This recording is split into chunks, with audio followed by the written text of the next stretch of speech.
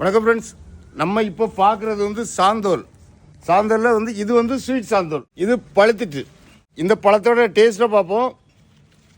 மொத்தம் இந்த தடவை 3 காய் காய்ச்சிருக்குது, இன்னும் 2. இந்த ஸ்வீட் சாந்தோலோட நேட்டிவ் வந்து நமக்கு தாய்லாந்து. ஆனால் இது அதிக வெப்பமண்டலத்தில் நல்லாவே வளரும்.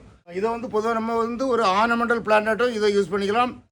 இந்த மரம் வந்து டிம்பருக்கும் யூஸ் ஆகும். இப்போ இந்த பழம் வந்து கிட்டத்தட்ட இது வந்து ஒரு 400 கிராம் வெயிட் இருக்கும்.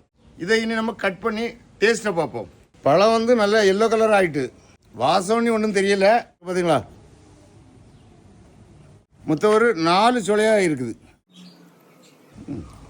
என்ன பாருங்க, சாப்பிட்டா நல்ல கிரீமியாக இருக்குது.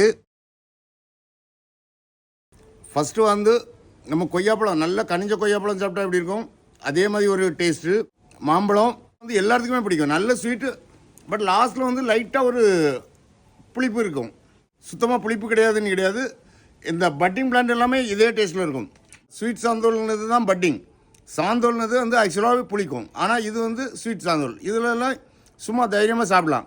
ஸோ இந்த மாதிரி ஸ்வீட் சாந்தோல் பிளான்ட் எல்லாம் வேணும்னா இந்த வீடியோவில் வாட்ஸ்அப் நம்பருக்கு வாட்ஸ்அப் பண்ணுங்கள், இல்லை கால் பண்ணுங்கள். Thank you friends.